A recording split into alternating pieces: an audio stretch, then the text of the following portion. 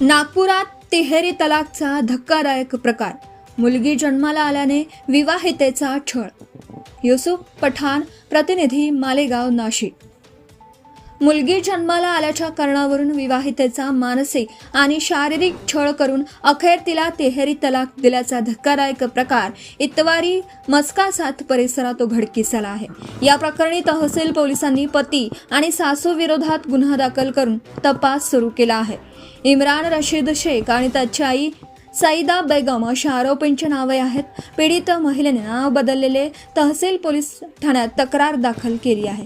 पोलिसांनी दिलेल्या माहितीनुसार पीडित महिलेचा विवाह 31 मे 2024 रोजी जाफरनगर येथील एलन विला येथे मुस्लिम पद्धतीने इम्रान सोबत झाला होता.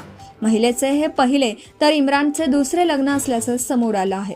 विवाहानंतर काही काळ सर्व काही सुरळीत होतं. मात्र ऑगस्ट 2025 मध्ये मुलगी जन्माला आल्यानंतर घरातील वातावरण बदलल्याचा आरोप करण्यात आला आहे.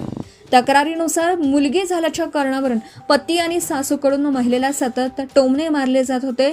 तिचा मानसिक छळ करण्यात येत होता. तसेच वेळोवेळी मारहाणही करण्यात आली. 24 एप्रिल रोजी पतीकडून झालेल्या मारहाणी प्रकरणी महिलेने तहसील पोलिसांमध्ये तक्रार दिली होती. मात्र त्यानंतरही छळ सुरूच राहिल्याचं समोर आलं.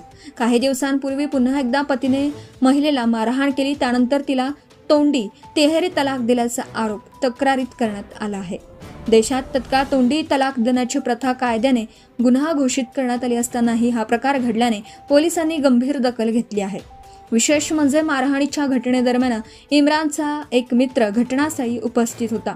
पीडित महिलेने त्याच्याकडे मदतीची विनंती केली, मात्र त्याने कोणतीही मदत न केल्याचंही तक्रारीत नमूद करण्यात आलं आहे.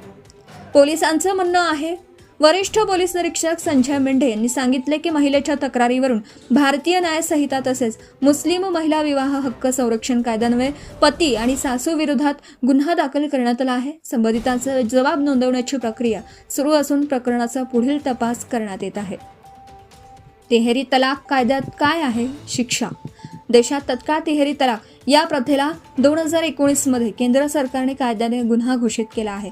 मुस्लिम महिला विवाह हक्क संरक्षण कायदा 2019 अंतर्गत पतीने पत्नीला तोंडी, लेखी, इलेक्ट्रॉनिक माध्यमातून किंवा कोणत्याही प्रकारे एकतर्फी तिहेरी तलाक दिल्यास तो अवैध आणि बेकायदेशीर मानला जातो. या कायद्यानुसार आरोपी पतीला कमाल 3 वर्षांपर्यंत कारावास आणि दंडाची शिक्षा होऊ शकते.